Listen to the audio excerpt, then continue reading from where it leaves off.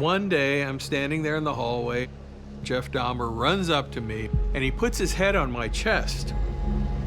And I'm like, hey, what are you doing? What's going on? And then he stands up in a straight manner, and he says, I wanted to hear what your heart sounds like. I don't know why it started. I don't have any definite answers for that myself. It's a process. It doesn't happen overnight. When I was a little kid, I was just like anybody else. I think we're fascinated by Dahmer's childhood because it was a more normal childhood. He had a family around him. He had a nice home. How could someone possibly do the things he did? What happened? Everything that we know about Jeffrey Dahmer's crimes, we know because of his confession. The killing was a means to an end.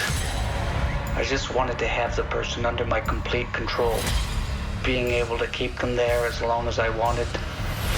There was a desire on his part to just unburden himself of all this information.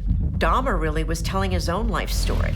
I trained myself to view people as objects of potential pleasure instead of seeing them as complete human beings.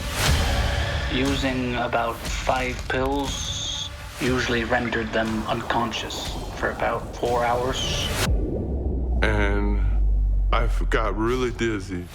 He was staring at me in a way that was scary. It was almost like he was waiting for something to happen.